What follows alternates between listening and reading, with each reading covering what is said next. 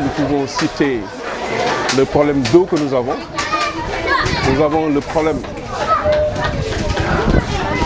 de table-banc. Nous avons le problème de bibliothèque. Nous avons un problème de salle fonctionnelle pour le gouvernement scolaire, pour dérouler ses activités. Nous avons aussi un problème de terrain de sport multifonctionnel. Donc en gros, voilà les problèmes prioritaires auxquels nous sommes confrontés. Nous sommes à 600 élèves. Maintenant, par rapport au bâtiment, il n'y a pas très longtemps, la commission de la protection civile était passée, dirigée par monsieur le préfet. Et à l'issue de cette visite, le préfet a décidé sur le champ de fermer 4 salles. Parce que sur 8 salles. Ce qui signifie effectivement que nous aurons certainement des difficultés pour faire fonctionner les enseignements. Pour l'année prochaine, nous comptons sur les autorités pour que le bâtiment soit remis aux normes. Mais aussi, nous avons le conseil départemental qui nous a construit déjà 2 salles qu'on va peut-être réceptionner d'ici l'ouverture prochaine. Maintenant, si tout cela n'est pas fait, en interne, on va essayer de construire des abris provisoires. Non, ce n'est pas un paradoxe. C'est-à-dire, dès l'instant, l'IA est déjà informée de la situation qu'il y a à Toubatoul. C'est de façon transitoire qu'on va essayer d'être logé dans des abris provisoires.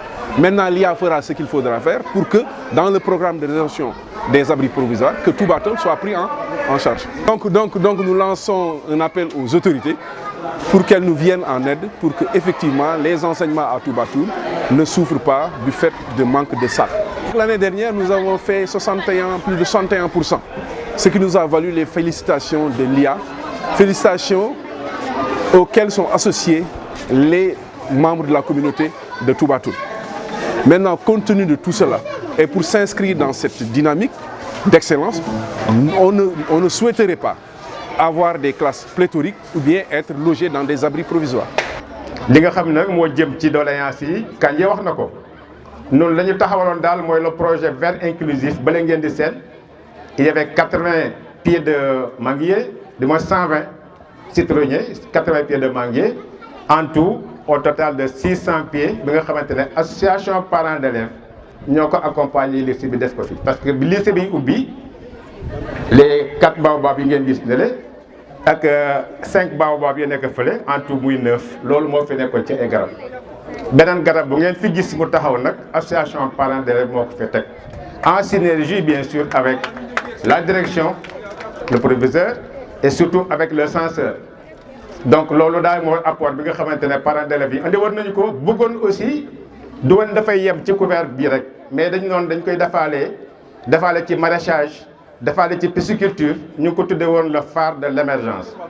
Le P c'était pour la pisciculture, le H pour l'arboriculture, le H du moins pour l'horticulture, le A c'était donc pour l'aviculture, le R le reboisement.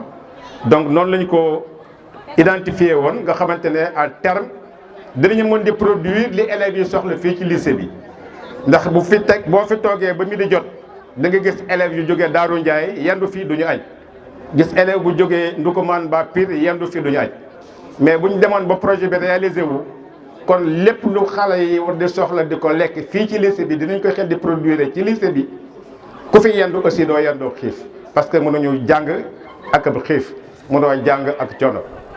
Ah loolu nag bi ñu waxtaanee dañu noon il fallait rechercher des moyens additionnels ces moyens additionnels moo taxoon ñu mettre en place ce projet vert inclusif bi nga xamante ne définir na ko te itam ñu ciy remercier le gardien qui est un ancien militaire un patriote quelqu'un boo xamante ne il est très engagé dans la bataille pour le développement de Toubatoul ngeen baal ñu àq